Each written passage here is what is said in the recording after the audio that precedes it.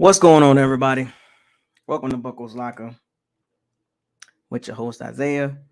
Subscribe to the channel, like the channel, share all the videos. Don't forget to hit the notification bell icon to notify you all new videos that's posted on this channel. Shouts out to all the Pirates and Sea Bandits. Keep supporting this channel. Shout out to everybody in the Bucs community. Keep supporting the team, win or lose. We're on one mission, one goal on the same ship. Super Bowl or bust. No excuses. Also, I want to say this to all the Floridians in Central Florida and Northern Florida, the Panhandle. My prayers goes up. My prayer goes to all you, uh, you know, families out there, men and women, babies, children, animals, pets. Hurricane is coming. Do what you got to do to be prepared. Whether you got to evacuate or you're gonna sit in the trenches, please be safe. I hope everybody makes it out safe. It should be there tomorrow, Thursday. I got family and I got friends there. So those of you that know me, I am from Tampa, Florida. Not Tampa Bay, Florida, Tampa, Florida. So I wish everybody a safe experience with this hurricane. We all know hurricanes is no joke. You don't play around with them. Hopefully everybody got their supplies together. Batteries, perishable foods, if you got any kids, make sure the kids is, taken care of. And if you have to evacuate, I heard it's pretty bad out there as far as trying to evacuate now, all the zones, and school is not going on this week.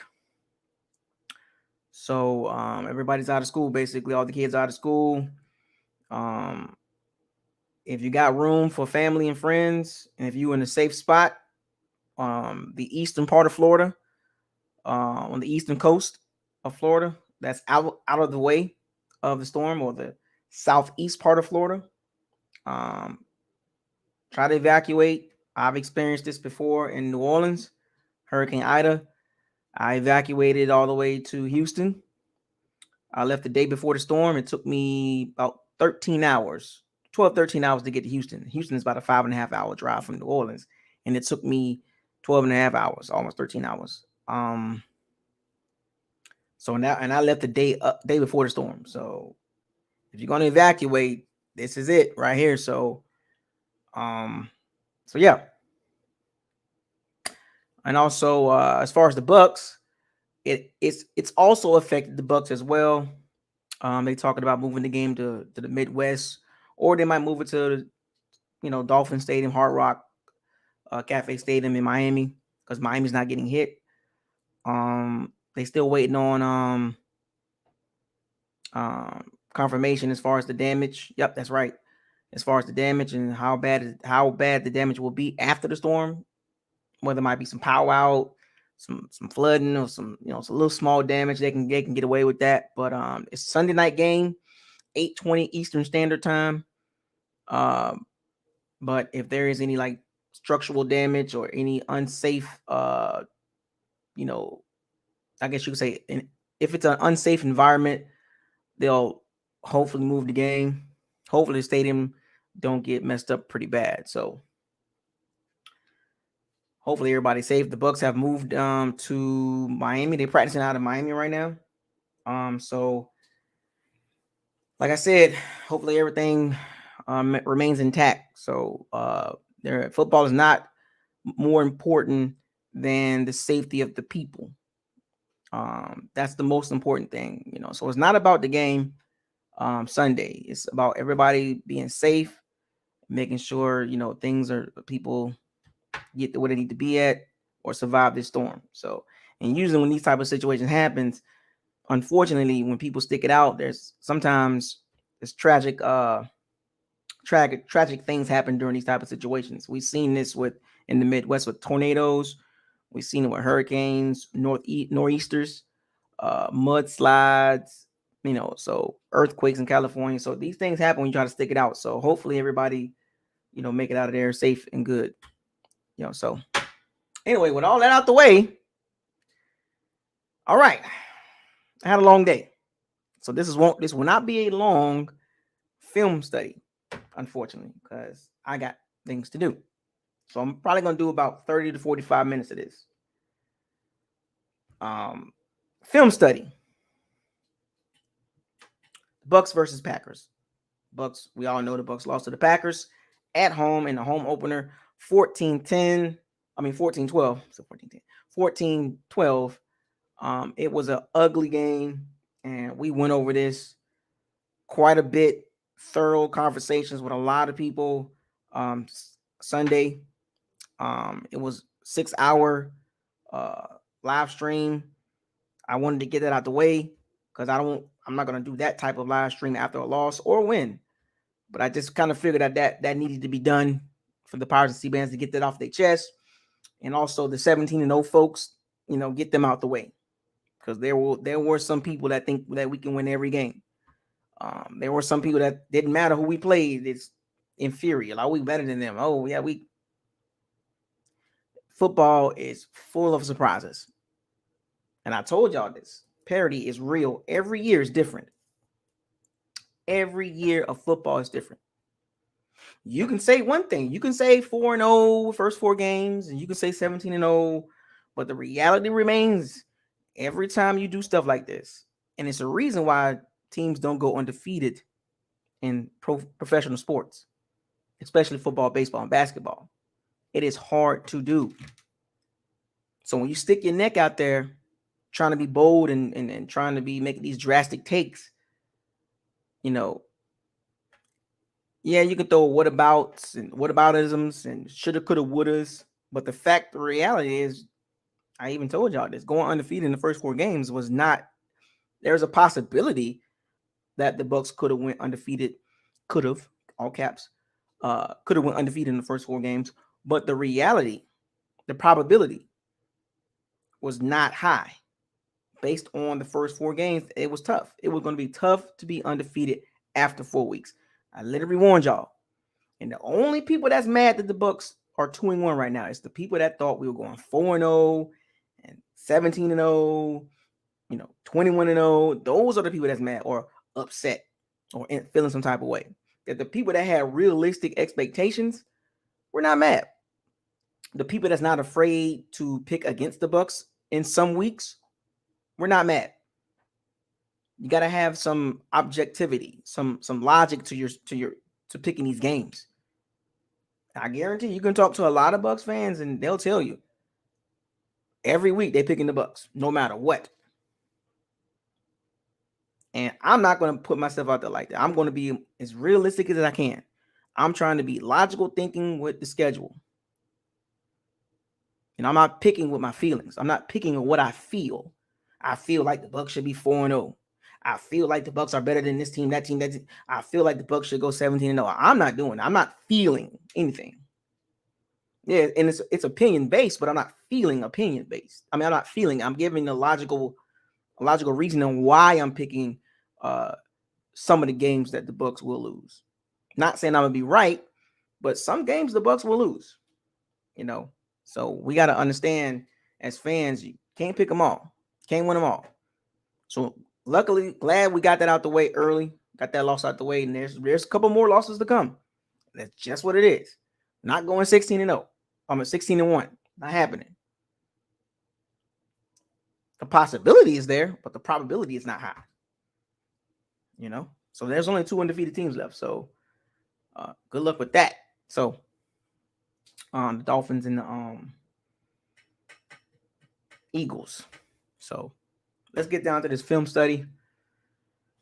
I know it was rough looking at this film. I'm gonna tell you one thing about the Bucs offense. Defensively, the Bucs is fine. The Bucs got to get healthy and they got to get their guys back because the offense looks pretty bad. Very boring. No creativity. And when they tried to do creativity, it was awful. The double reverse or the reverse, Perriman and Miller that fumbled, and I don't know what that was. Wrong part of the game, but we'll get to that. We'll break that down. But no lack of creativity. Literally, the Bucs literally run about 4 or 5 routes the whole game out of the formations. They literally run the same routes. Out route, check down to Fournette, out route to Brate, or to try to throw it to Miller or Beasley. We're talking about this game. Gage with a little hitch route, little stop, and then there's a crossing route to Rashard Perriman. Outside of that, all the Brady throws are literally like, you know how when you play Sandlot, we all play Sandlot. You run 5 yards out and you run slant. That's what the Bucs offense looked like. No creativity, no scheming guys open. It's literally, I think they literally say, okay, Brady, like Brady tells, the way the offense looks right now, it's you run to a spot and I'm gonna throw it right there. Run a 5 yard out, you throw it right there. Run a 5 yard in crossing route, I'm gonna throw it right there. It's literally the same routes. No matter what formation they run, it's literally the same routes. And I just got done watching it again. It's like, wow. And the Packers were very aggressive. Outside of that last drive, for the most part of the game, the Packers had no respect for the Bucs passing game at all. Until the Bucs went hurry up and they had success. And it was picking on Nixon, number 25, and Campbell, number 59. But that was like hurry up offense, and the Packers was kind of playing a little soft. But for the most part of the game, the passing didn't do anything. And don't even get me on starting a running game. That was awful as well. The Bucs did not run block well. It was awful. And a lot of it, it's blame on both sides. The O-line, Leonard Fournette, choppy. It's awful. I don't even want to show y'all those plays. I just want to show y'all the main plays that I kind of pointed out. And I want to show y'all first quarter, second quarter, third quarter, fourth quarter. I'm not going to go down all those plays because a lot of that was horrible. And no, I don't even want to show y'all that. So let's get to the first quarter here. I did want to show one of the screen passes. One of the plays that the Bucs ran as far as screen pass. It was awful. And I just wanted to highlight the Bucs screen game for this particular situation or this particular video. But it was not good at all. I definitely want to show y'all this. Let me get this right. So we're about to show it right here. So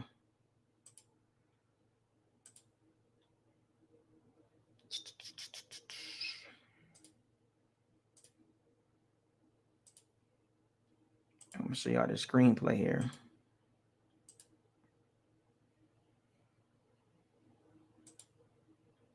So y'all see this, right? Yeah, I know y'all see that.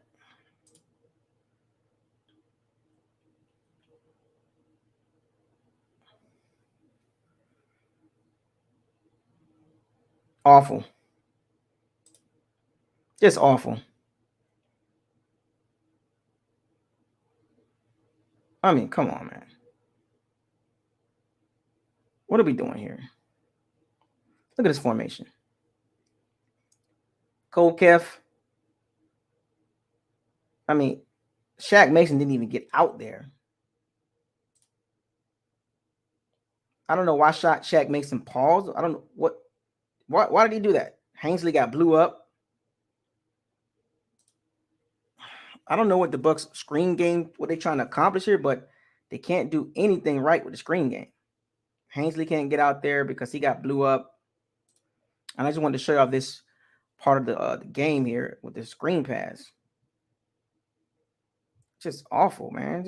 Y'all see this? I know y'all got to see this. It's just awful. I want to pause this for a second. I want to see.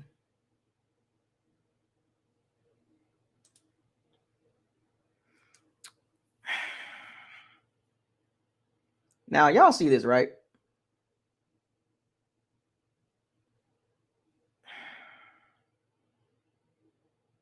This is what you call just unnecessary. I got to get this right, but I'll figure that out. But y'all see this? Just awful.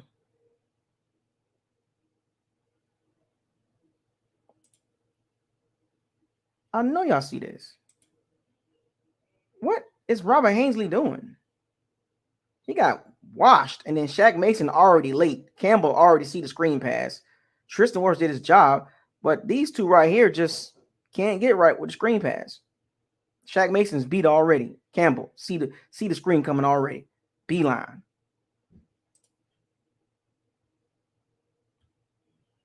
I mean, good God.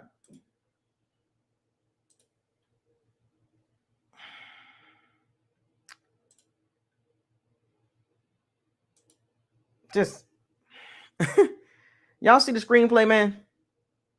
Yeah, tell me what y'all seen on that. Robert Hainsley got blew up, and Shaq Mason was slow off the ball. The Bucs can't run a screen pass correctly to save their lives. You know, we always say one of the best things about football is when you execute, things look good. When you don't execute, things look horrible. That was awful. Awful. The Bucs got to do a better job running screenplays, man. They really do.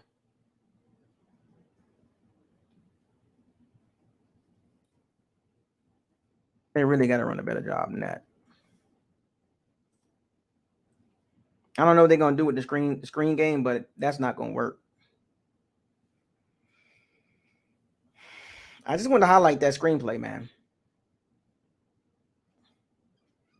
Awful. The only person that can run a screen correctly is Chris Godwin. Exactly. The only person that can run an effective screenplay is Chris Godwin. Nobody else. That's bad.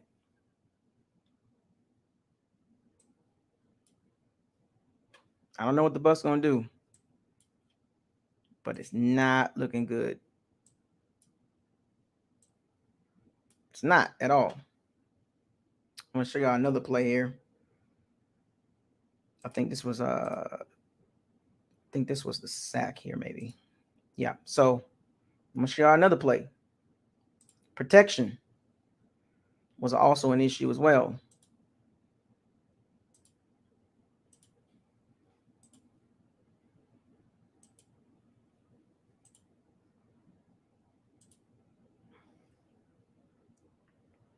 I want to show y'all this here. Protection, protection, protection. Oh boy. Y'all see that? Luke Gedeke had issues all game. Run blocking, a little bit of pass blocking. Kenny Clark right on cue.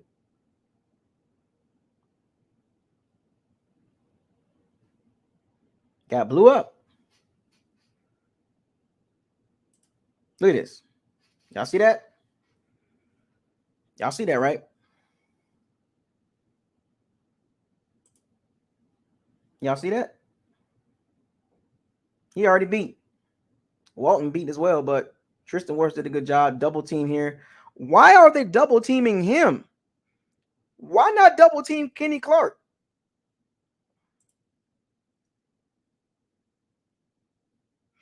I don't understand that.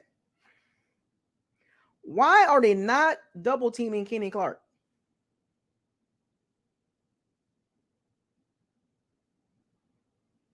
I don't understand that.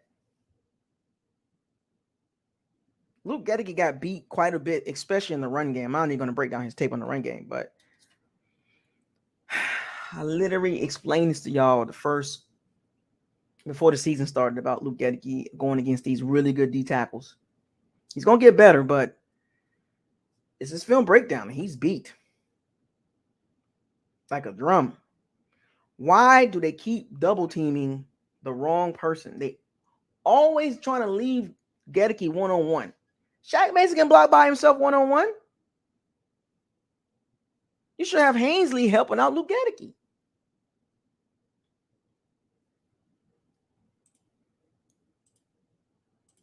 Just beat.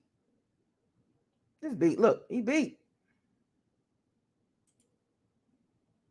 I mean, come on, man. When are the Bucs gonna figure this out? You take the best interior you got and you double him. Why are you doubling an unknown? And as you can see, the route combinations.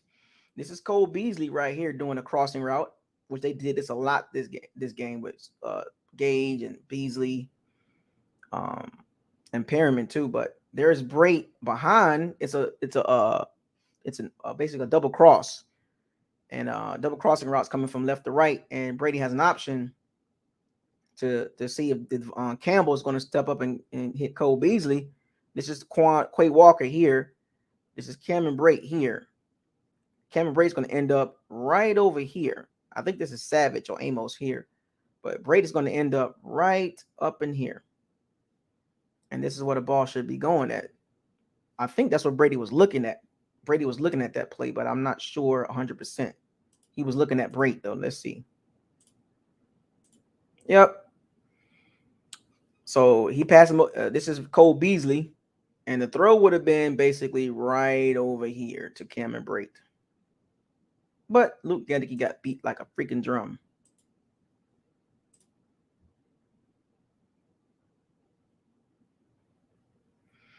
So watch it again.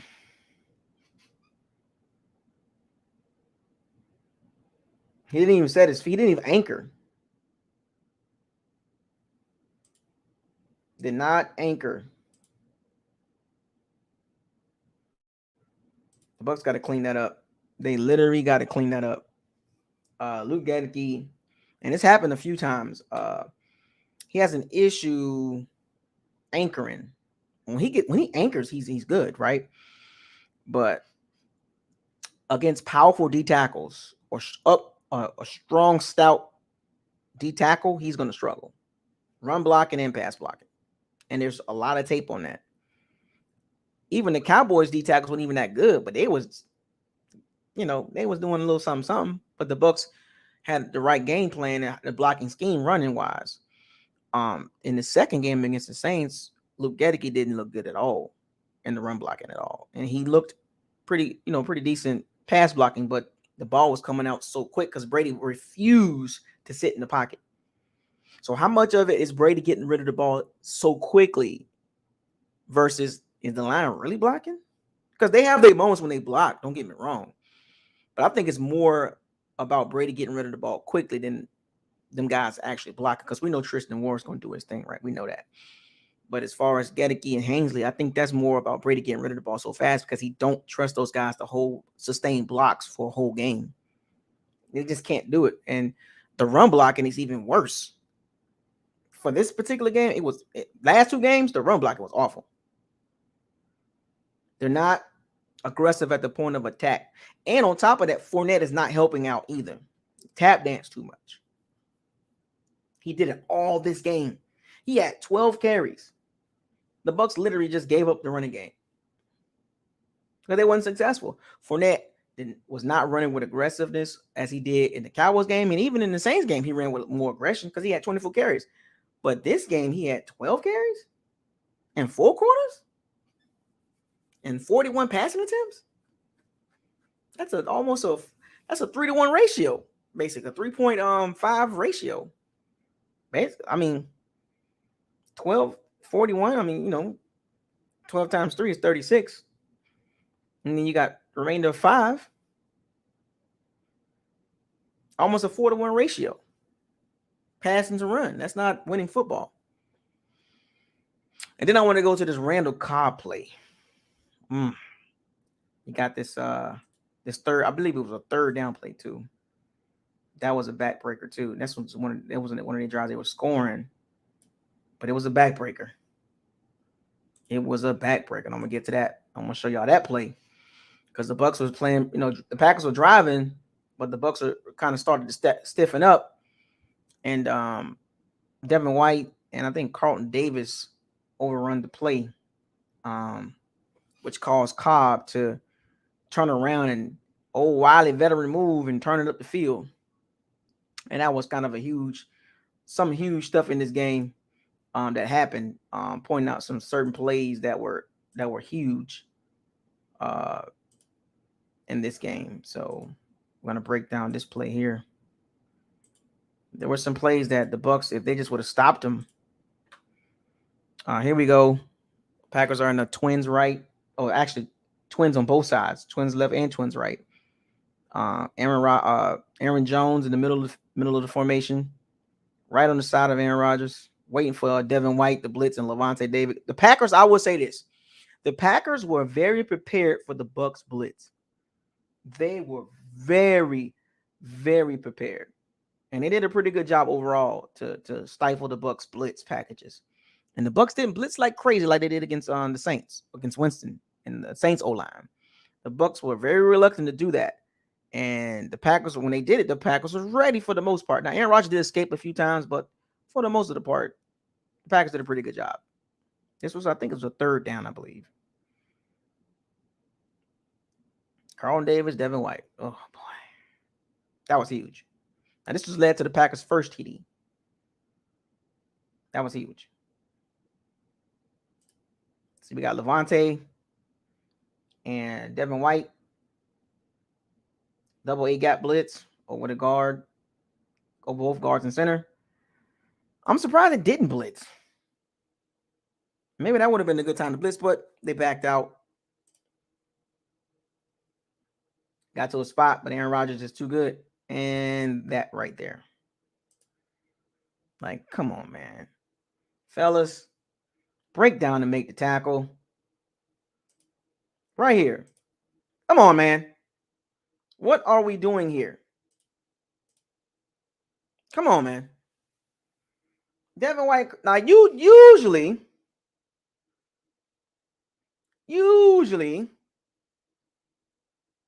as y'all can see, this was a third down, I believe. How do they not make this tackle? They got the guy surrounded. What is Devin White doing? This was huge. This is when the Bucs scored. This is when the Packers scored their first TD. How is this tackle not made?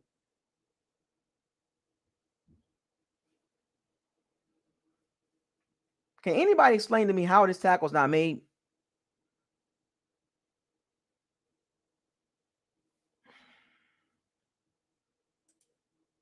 How? How is this tackle not made? They make the tackle. Packers kick a field goal.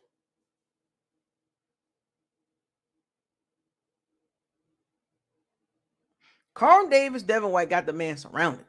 And the old wily Randall Cobb, and I told y'all about this guy in the pregame on third downs. Literally got the first down. Got the first down out of this situation. That was pretty bad. I'm going to run that back again. Oh, Jesus. Devin White. Right on cue. What did we say about Devin White? What did we say about Devin White? You see him right there? You see him? Right here. Devin White. Oh. Come on, man. How do you over pursue that?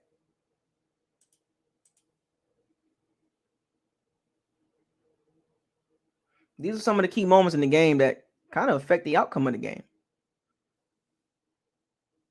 It affected the outcome of the game. These type of plays right here. This is the reason why the Packers won.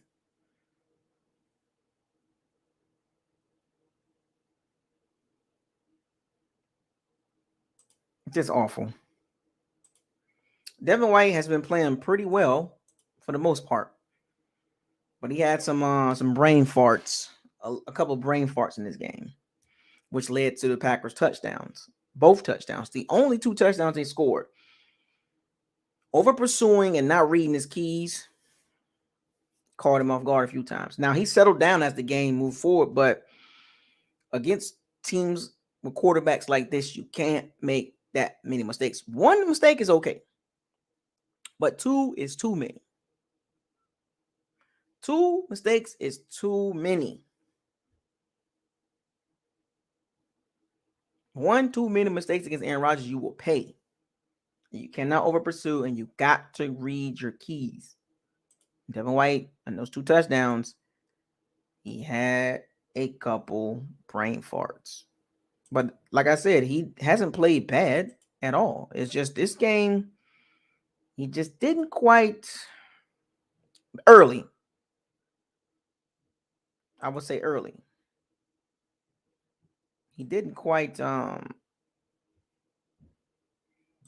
say I got another one for y'all.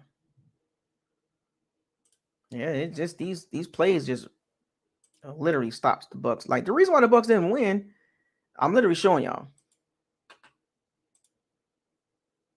It wasn't that many plays, but here go another one.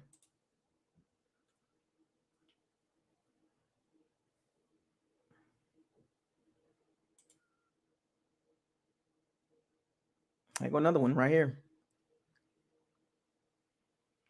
Packers with the Twins, right?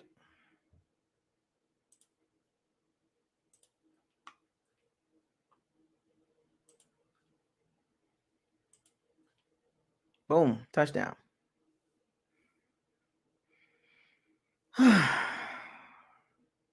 We get caught. We got caught like this a few times.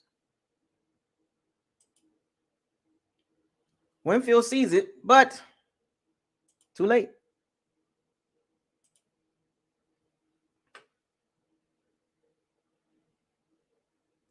Couldn't get no pressure. Threw the ball too quick. Look how fast that was. Lazard with a nice little shield block. Jamel Dean didn't press up a little bit harder. Should have pressed up a little bit more harder. Oh, he should have pressed a little bit more harder. I'm going to pause this real quick.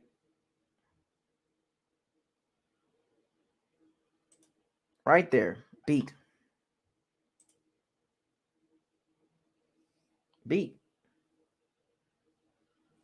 These are early plays, early in the game, man. When you go back and look at this, so you be like, dang it. That's why the Bucs lost. Beat. Pew, touchdown. Packers don't play, man.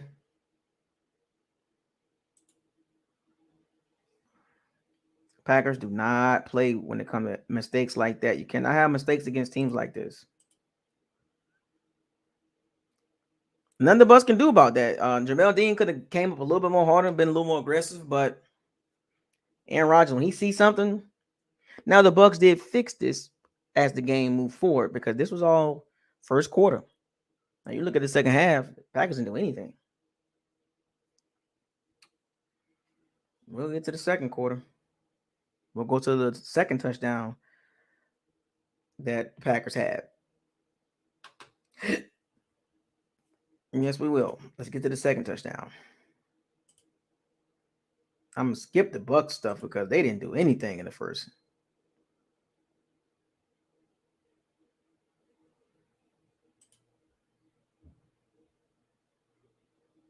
Oh boy. I gotta show y'all this. I definitely want to show y'all this formation here. Real cute. Little scheme, right? They schemed this play open. Real cute by the Packers, huh? Real cute.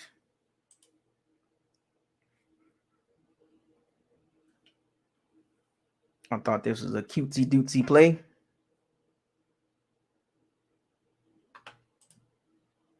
That's that cutesy dootsy.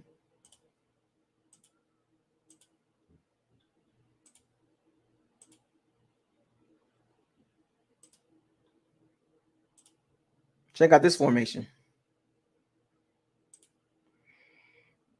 Packers. 2 tight end set. Strong side. Allen Lazard in motion. Right here. Coming in motion. Usually this signals a run play because Lazard is the blocking receiver. But see number 84 right here? Nice little scheme by Matt LaFleur, Aaron Rodgers. This was a scheme the guy open. Make it look like something, but they're going to bring him right underneath. Play action right underneath. And Tryon, so aggressive. Carlton Davis right here, right behind Tryon. I want y'all to see how this play out. Let's run the film.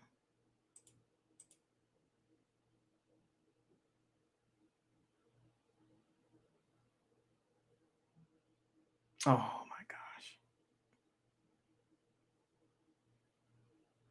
Carl, you didn't see Carlton Davis' frustration right there. And you see Carlton Davis. Now, right here, you would think this is a run. Two tight ends, strong side. Unbalanced line. Great scheme by Matt LaFleur. One of the few plays they made. Booyah. As you can see, look at it. You can see it. Perfectly scheme open because you have Mercedes Lewis, Mike Edwards in chase mode. Winfield Jr. trying to get the number 88. Mike Edwards is in chase mode. Levante David see it. Actually, he had a choice. He could have thrown Lazard. He could have thrown Mercedes Lewis. But Aaron Rodgers let the play develop. He had Mercedes Lewis open as well.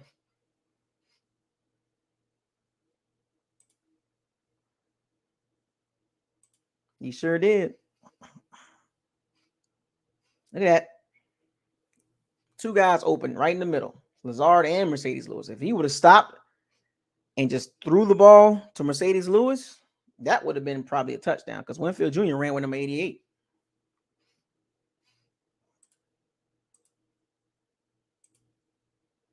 I mean, just perfectly schemed.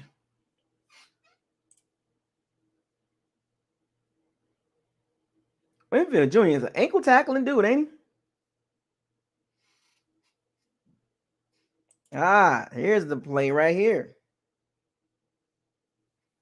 This is what I wanted to show y'all. Packers again, twins right. Aaron Jones offset to Aaron Rodgers left. Two tight end set. Unbalanced line to the left. And watch the move by Lazard. Boop. He's done. That's the other touchdown I want to show y'all. Aaron Rodgers see it off the line. And he see it. I'm going to go back. Geraldine beat.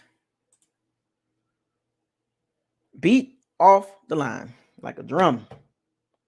These are the two plays. The Dobbs, or the three plays. You had the Dobbs touchdown. You had the tight end catch by 84. And then you had this 101 slant route given up the inside by Jamel Dean. That's it, folks. What's up, King Cook? That is it. That's all the Packers did. I literally gave y'all the first two quarters of what the Packers did.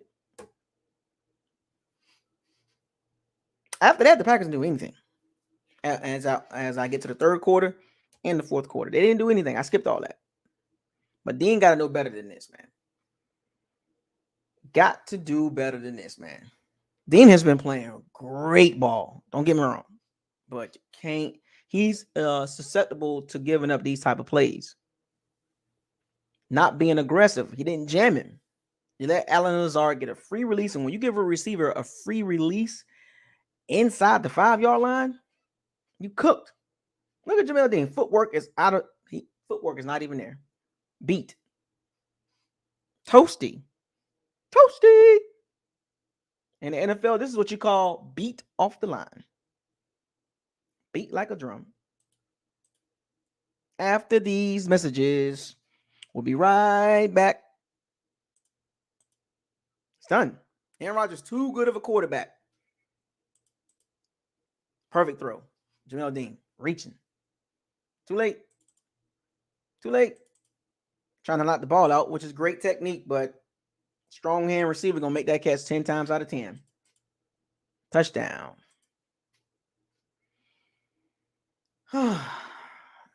Telling you, the Packers didn't do much. Packers didn't do much outside of that. And they moved the ball into the second quarter, but we'll get to that.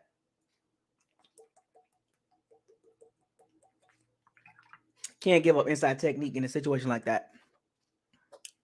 Dean gotta press harder sometimes. Gotta have confidence in your speed. He got long arms, so you can jam a receiver and knock him off his route. You could have pushed him into the inside. Well, he couldn't even get off the line. But Jamel Dean let him get a free release.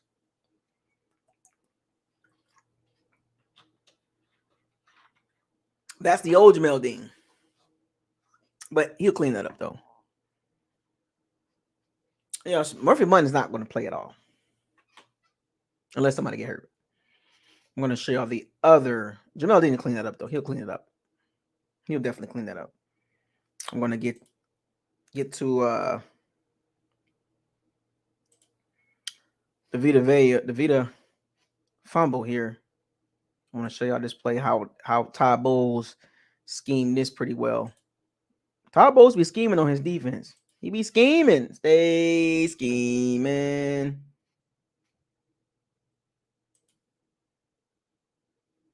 Let me see. That was 23-12 here.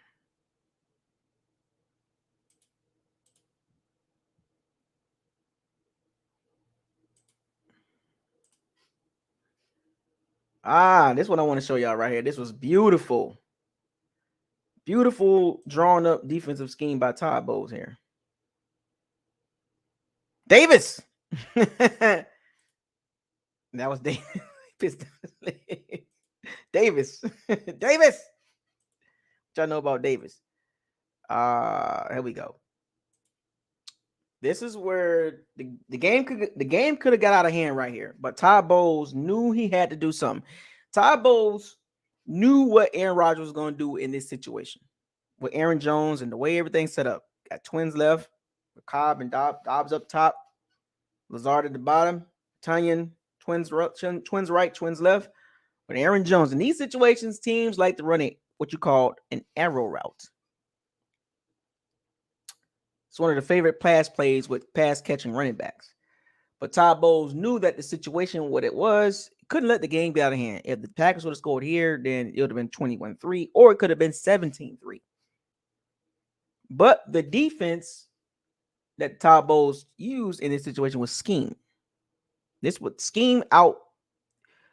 Todd Bowles out schemed Matt LaFleur and Aaron Rodgers right here. And I'm gonna run this play for y'all so y'all can see what I'm talking about. Y'all get to see.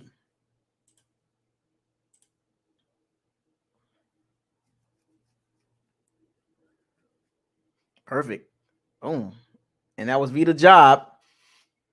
That was his job when he dropped back. I'm going to slow it down for y'all. He saw it. Look, he's looking already. You see his face? He's waiting for Aaron Jones to cut back in. Levante David over pursued. Logan Ryan, Devin White, they kind of see what's coming, but Logan Ryan got to wait for Tunyon to see which way he going to go. And Levante Davis running that Tunyon too, but he's also looking at Aaron Jones as well. But Vita Vea, as you can see, his eyes is already beaming on Aaron Jones. And he off and running. Levante Davis, he see it. You can see his leg. He trying to come back right, but Vita Vea was already there. He was waiting on him. Wait, now this is where the running back version of Vita Vea come in. And Vita Vea got some quick feet, short space, right? Vita was like, nah, buddy. Crunch time. And Aaron Rodgers, he saw it. Aaron Rodgers, he didn't want to put Aaron Jones in a situation to get crushed. So he threw the ball slightly behind Aaron Jones. See it? That's why Aaron Jones had to turn his back. Now, if Aaron Rodgers would have threw a better ball, maybe Aaron Jones could have, snuck in there. But he threw it behind him because he saw Vita Vea coming. Full speed ahead, 350 pounds of massive human. Ooh, this was pretty live. Y'all remember this play, right? It was pretty. Pretty big collision right here. This was save the Bucs, save the game. As far as he saved the game right here. Sure did. That play that Vita Vea did was perfect. Perfect defensive scheme by Todd Bowles, and he did this a few times because of the Packers running backs, like to catch those little balls in the middle of the field. So shout out to Todd Bowles. Shout out to Todd Bowles. Now we're about to get to some fun here. The rest of this game, I'm about to show y'all, it's a little rough. So we're gonna go through it.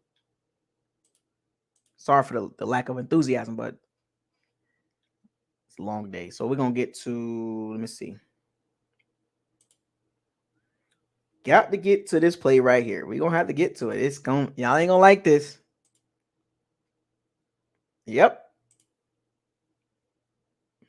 I ain't gonna even show you Scotty Miller plays. Because y'all can get too mad for that. So this, I don't know if anybody remember this, but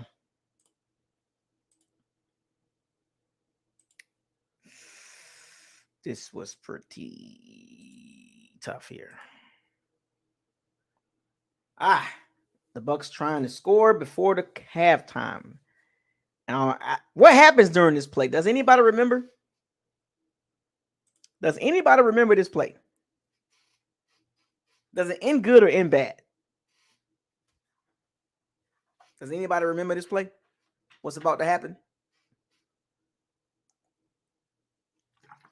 Second quarter, Bucs driving, trying to get some points on the board. If you don't know, I guess I'll show you. Some of y'all got it already. Yep, see? Yep. Y'all know what's about to happen. I'm about to show y'all.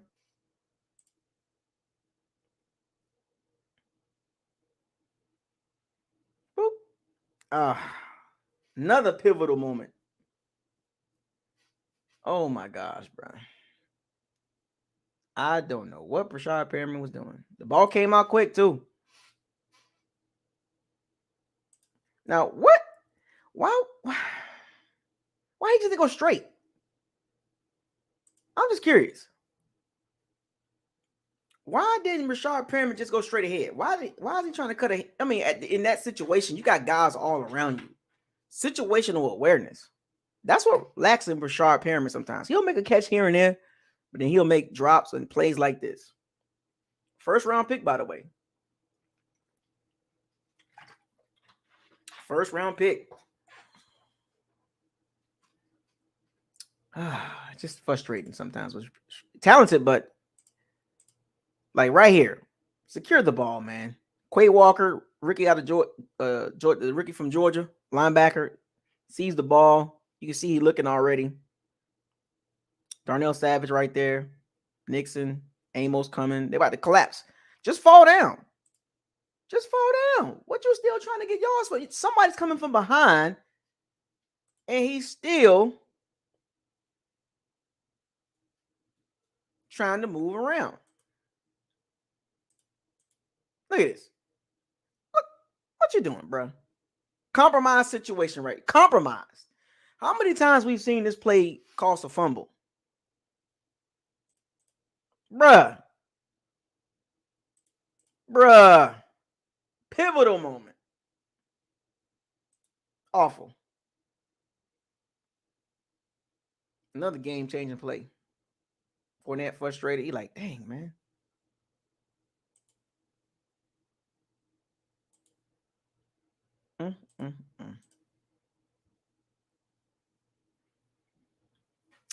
There were some key moments that the Bucs gave away this game pretty much. I mean, like I said, the Packers did what they had to do. The Packers was not trying to score a lot of points in this game. They didn't want to compromise Aaron Rodgers. So they played it safe, and it worked.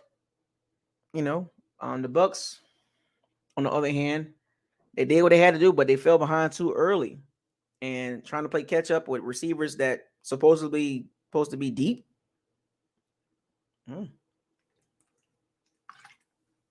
That was a big moment too. Big moments. Game-changing moments in the first half. That affected the outcome of the game. Think about that. If the Bucs get that field goal right there and they get that touchdown at the end, so the Bucs would have had what, 9? It would have been 14-9. And that touchdown would have made it, 15-14. And you kick the extra point, 16-14, or they go for 2, whatever. But the Bucs would have been winning, right? But it shoulda, coulda, woulda. So we about to get to another moment in the game.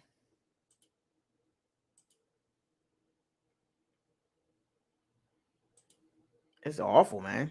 It's frustrating, but it happens. It's a part of the game. So y'all get to see the breakdown of these plays. And it's a part of the game. Y'all ain't gonna like this one.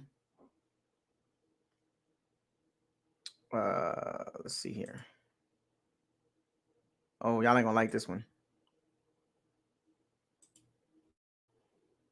I'm not even gonna show y'all the Scotty Miller play. Oh, about to show y'all this one too. How many people know what happens with this play right here?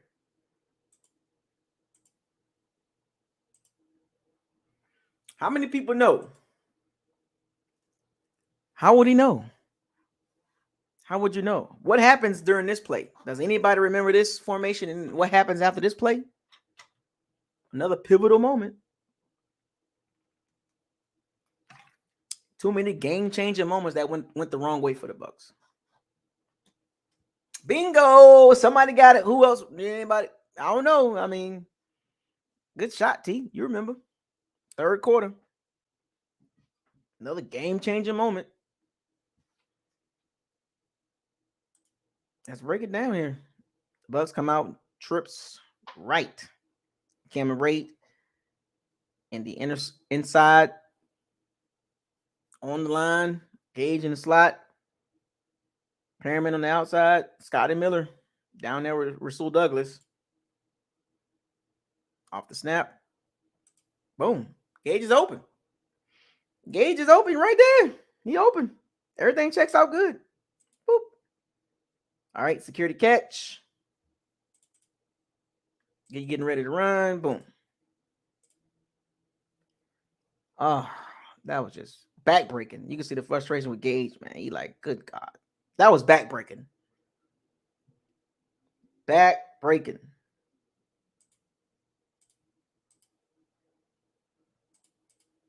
Oh, see, he put the ball right in harm's way. Right there. Punch. Gage will get better. He'll get better.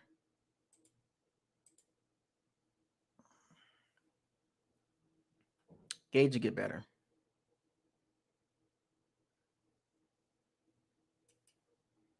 That was just, dang it, man. Situations like that.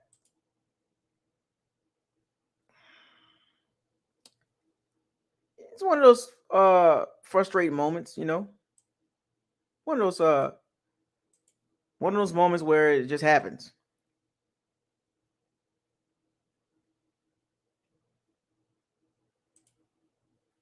One of those moments where it just happens, man. Frustrating. You said my mic too low? Can you hear me now? Is my mic still low? But yep, that was pretty bad. Pretty bad. Pretty bad. Let's try this again.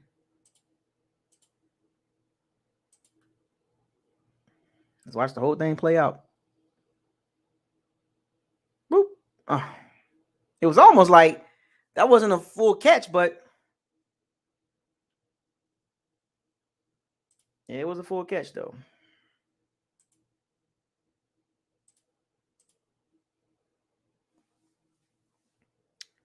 Remember, Russell Gage, $30 million.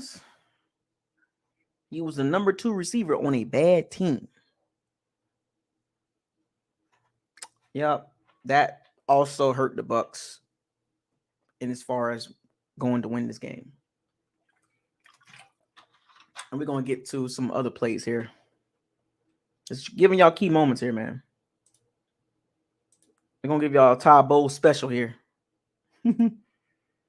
Todd Bowles be scheming up some things, don't he? Let's see if y'all remember this play right here.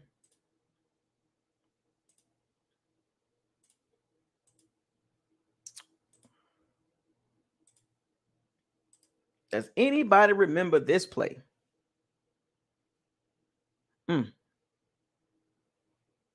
Let's play.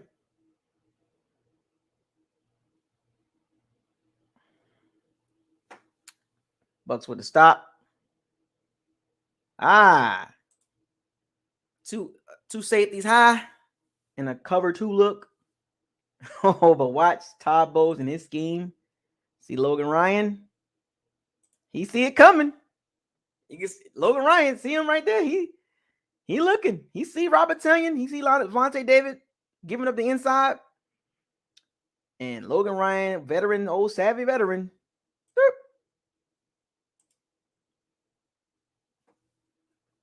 INT. Boy, Logan Ryan was not having it, boy. Great scheme. Oski. Perfect. They set Aaron Rodgers up, man. They set him up. See him? Look. Great scheme. Aaron Rodgers think he got a guy open. Not so fast, my friend. And that wasn't even going to be a catch anyway. Logan Ryan, awesome. Boom. Oh, he got drilled though. You gotta give it to Todd Bowles, man. As a head coach, that dude would be scheming up some defenses, don't he? That's how he got Winston last week. Got that safety dropping down. You think you got a guy open. You don't see that safety coming. I think Todd Bowles got that from Dennis Allen. Because Dennis Allen did that with PJ Williams and Chris Godwin. When PJ Williams stepped in front of Chris Godwin, coming across that middle. It's not. That's Todd Bowles special right there. Shout out to Todd Bowles, man. Doing a heck of a job. Let's get to this ugly fourth quarter. We almost done, folks. We almost done. We at the fourth quarter now. I'm skipping all the awfulness that I've seen in this game.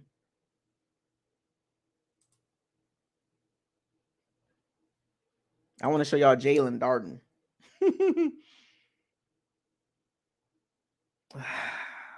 All right, here we go. Oh, Mr. Darden. Let's get to this real quick. Jalen Darden, punt return. Look at all this space he got.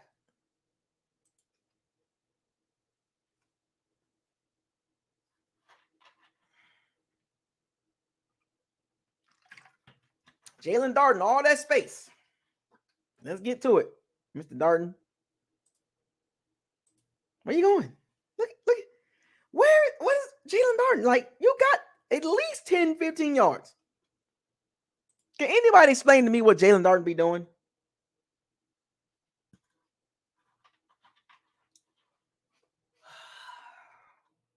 God dang it, man. Darden, man. You what? Bruh.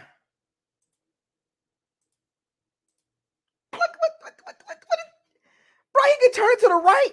He can go to the right. He can literally go to the right and go up the sideline. Where's the vision? He can go this to the left. He can fade to the left, like trot to the left, and cut it back to the right.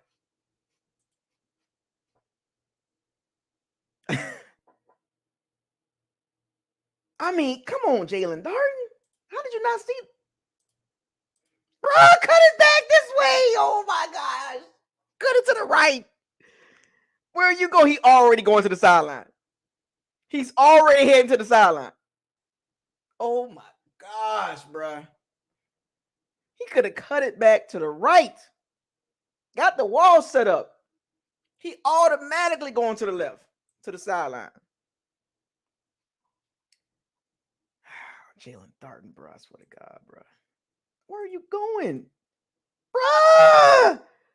What is you doing? Oh my gosh. He has no instincts, man. Jalen Darden has no instincts at all. At all.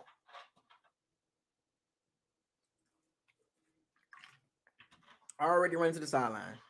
Unacceptable.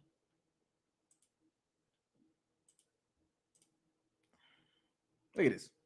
Look at this. You don't want to get hit. Boy. Jalen Darden is awful. Awful. What we going to do with Jalen Darden, man? Anybody explain that part?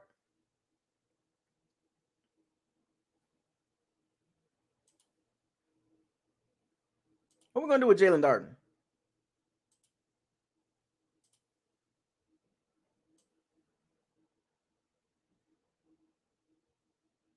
Awful.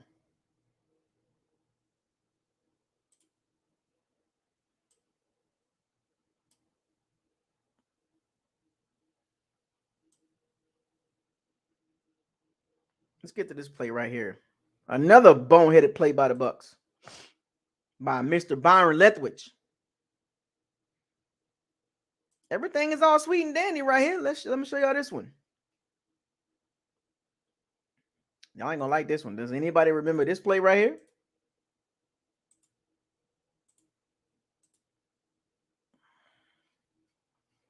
In the fourth quarter, Byron Leftwich decides to call. Does anybody remember this play? Does anybody remember this play? In the fourth quarter, another huge moment for the Bucs. Got momentum, and they call this play. How in the MF you call this particular play in this particular situation with those receivers? And that's my daughter calling me, so I gotta hurry this up. So let's get to it. Because she wants something. She always calls when she wants something. Oh my gosh, bro. Why did you call that play?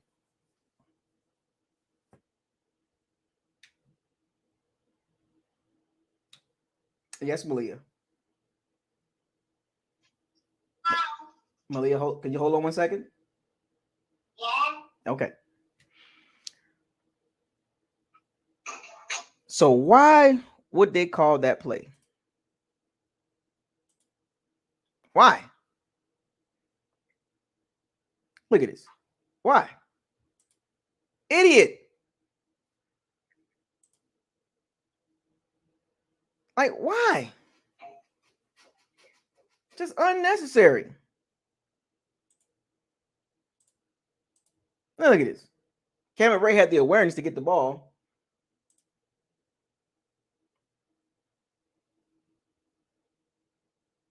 And then the next play is even worse. Back-to-back plays. Look at this. Sack. Oh, that pretty much disgusting. Who got beat again? Luke Gedeke. He's done.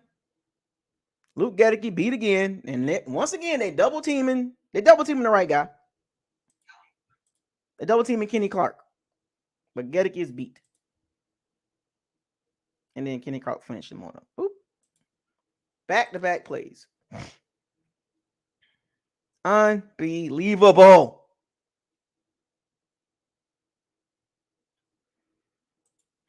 Let's get to the end. As I wrap this up.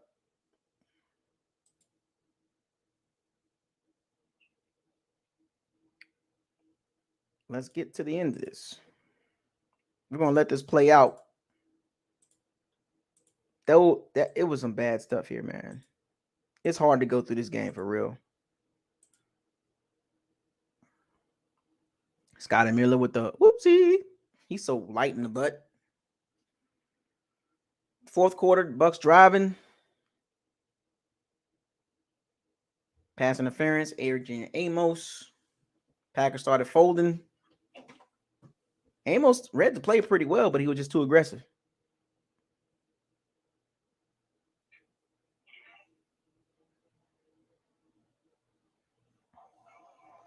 And here we go. Getting down to the end. Fournette almost scored right there.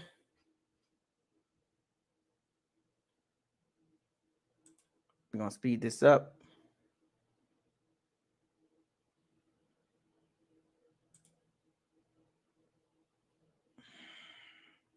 This is the Gage touchdown coming up.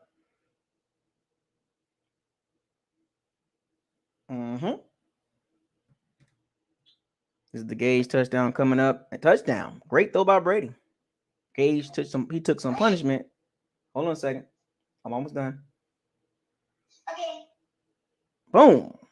Great throw. Brady see it. Audible in the play. Gage got him off the line. After these messages, we'll be right back. Good move by Gage. He made up for it. Look at that. Brady see him too. Now, Rasul Douglas see it. He reacted too late. If he just would have came over, he would have picked that ball, but he reacted too late. Great throw by Brady. He didn't lead him to Rasul Douglas. He threw it perfectly. Boop. Gage gonna be sore as heck though. He took some punishment. This is where they could have scored the touchdown or the 2-point conversion. Ooh. He was gonna make it through. Oh, that was that 25 second. I didn't like this play. Too much traffic over there. Didn't like the play call.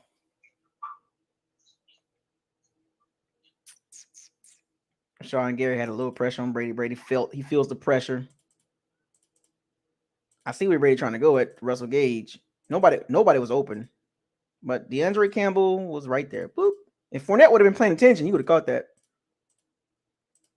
But that is the game. And that, folks, is why the Bucs lost the game. See, folks, when you start looking at tape and you look at certain plays of the game, certain time frames of the game, and you freeze it in the situation, the Bucs had some blunders on offense, man. I could have went through this a whole lot more, but I just want to kind of give y'all the main points: first, second, third quarter, and fourth quarter points, the main points of the game. And there was a couple other ones, but I didn't want to go through. But I just want to kind of break it down a little bit further. But folks, the Bucs lose because they did not execute offensively, and they started out slow defensively, and it came back to bite them in the butt at the end. Trying to play catch up against a team like the Packers is sometimes it'll work out, sometimes it won't. But play calling got to get better, folks. Defensively, they'll be fine. I'm not worried about defense, but once we get healthy, get our guys back, Evans come back, Julio Jones come back against the Chiefs, and I'm looking at their tape already.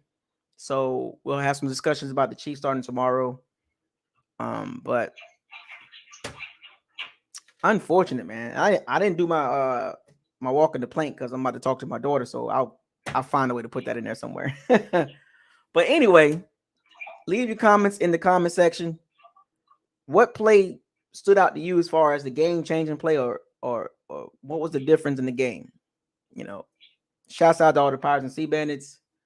Thank you for joining Buckles Locker Film Study. Could have been a little bit more longer, but I got to talk to my daughter. So with that being said, Pirates and Sea Bandits, shout out to y'all. Fire those cannons. Seize the day. Raise the flag. Hashtag no risking no biscuit. Hashtag facts over feelings. Hashtag bombs away. Hashtag stay humble. Hashtag probability versus possibility. Hashtag what did your eyes tell you? Go back and look at the tape.